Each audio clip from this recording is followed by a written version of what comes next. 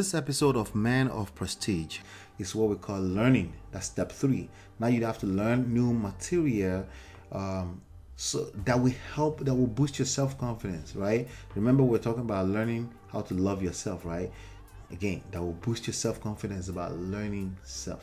So learn. There are things about you yourself that you're not going to discover until you're in relationships, until you encounter certain types of relationships, and you find yourself in crisis, like the most of us will do, right?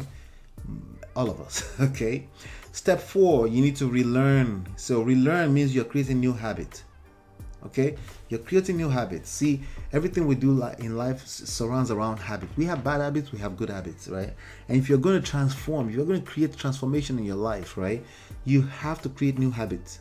How are you going to create new habits? Well, you're not going to learn things, read a book. Like, tell people all the time, if you read a book, you have to read that book 10 to 15 times if that book matters. 5 steps to learning to love yourself. 5 steps. I want to give you 5 steps. All right, so here's a quick quote to get started with this. The first step is to be more realistic about who you are as a person. We don't know what that means yet, because if you could figure that out, you would have done that, right? In other words, the first thing you need to do is stop lying to yourself. You lie when you discount your own feelings. Now that's real, okay? When you discount your own, see, how you feel is how you feel. When you suppress it, I'm talking to young men right now. There's all kind of crazy data that people are throwing all over the place, with people deleting themselves, deleting their loved ones, depression, mental health, and all this kind of stuff going on, right? So I'm sure you've heard it before. If you've never heard it before, the real solution to all of this is to love yourself, okay? When you love yourself, that means you love the essence of life. That means you appreciate life. That means you value life, right? And that means you will fight till the end for life, because you understand that it's a blessing. You're one out of 400 million sperm cells that just decided to make it. Like, it's a freaking privilege to be here as a human being, right? So even when you hit obstacles, right, easier said than done. When you hit obstacles, you're quick to remind yourself that gratitude is key. Grace is key. And for me, that's what it means to have God. Because if you don't have a sense of gratitude and grace, which means grace means you give grace to people. You just hand it. You understand it's difficult, but you give it anyway, because you know that the reward is greater when you understand that life and even business is about people, right? And you give that kind of grace. So if you don't understand that, there's nothing you can tell me you don't believe in God. I don't care what religion you're in. It's bullshit. If you don't understand gratitude and grace and understanding that people come first, if you're one of those people and say God over people, you're full of shit, because there's no such thing, okay? The way you tell me that you believe in God is by serving people. That's how you tell me. If you discount people to tell me that you love God, you're full of shit. I'm just straight up with you, okay? All right, now, with that being said, we're back to loving life, learning how to love yourself. Believe it or not, this is very difficult for a lot of people. Very extremely difficult, right? I didn't know how difficult. I was one of those arrogant people too, who thought you just love it because I love myself. I love myself, die, right? But I found out that a lot of people don't, and that it's not their fault. There are also many reasons. If you're going through this, there's many reasons why you may be having a hard time loving yourself. Well, we know that bad experiences can make you question the validity of yourself. You start seeking validation from other people, right? So we know that part. But we also know that there are some trauma that people carry from childhood.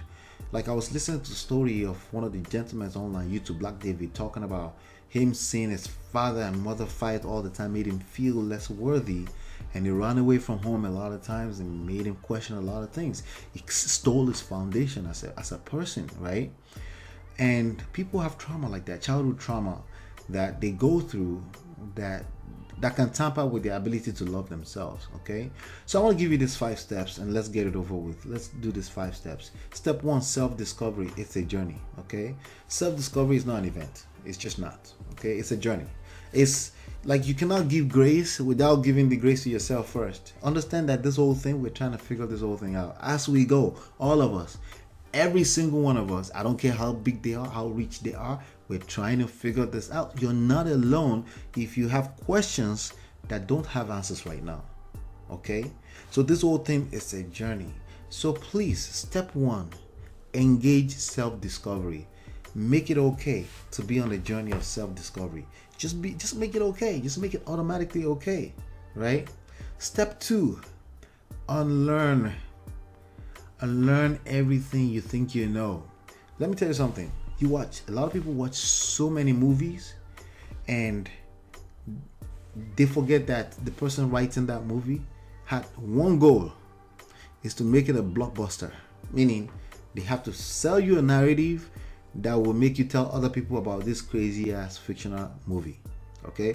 Even when people are telling their life stories, like the race that Jimmy Foxx did, like the Muhammad Ali that Will Smith did, right? Those kind of movies, they had fluff to it to make it compelling, so you can tell other people about how good the movie is, right? So they're selling you a dream, essentially. So if you grow up watching movies and watching shows and all this kind of stuff, there are things you need to unlearn. Now, if you have bad experiences or not so good experiences, right, there are things you need to unlearn. Step three, you need to learn, right? Now, here, you cannot learn without unlearning, because again, there's no vacuum. There are things you know already, and a lot of times I talk to some gentlemen, young men, and they have a hard time receiving new material because they're not unlearning first. So we have to first of all unlearn all the crap that they know and make that place, create the space, because it's never going to be empty long term, right? Create the space for new material to come in, and new material coming in is what we call learning. That's step three. Now you have to learn new material, so that will boost your self-confidence, right? Remember, we're talking about learning how to love yourself, right? Again, that will boost your self-confidence, about learning self. So learn. There are things about you yourself that you're not going to discover until you're in relationships, until you encounter certain types of relationships, and you find yourself in crisis, like the most of us will do, right? All of us. Okay. Step four, you need to relearn. So relearn means you're creating new habits. Okay, you're creating new habits. See, everything we do in life surrounds around habits. We have bad habits, we have good habits, right? And if you're going to transform, if you're going to create transformation in your life, right, you have to create new habits. How are you going to create new habits? Well, you're not going to learn things, read a book. Like, tell people all the time, if you read a book, you have to read that book 10 to 15 times. If that book matters that much to you, right? If you feel like this book is going to help you in transformation, reading it one time is not going to help. That's part of relearning. You have to tell your brain subconsciously, listen to it in audio form. So when I buy a book, sometimes if it's a book that I feel like is important to me, I'll buy the audio book, I buy the physical book, then I also buy the Kindle, because I want to be able to read the book even when I'm not intentionally reading. And that's the audio book part. I'm just listening, but it's working. Sometimes I sleep off with it, right? But it's talking to my subconscious mind, right? So that's relearning. Step four. This is how to learn to love yourself. It's not an easy thing to do. It's easier said than done. But if you follow the steps, it makes it a heck of a lot more easier. Step five, then it's time to build. You got to build yourself. So self-improvement, a journey of self-improvement, right? Self-development, right?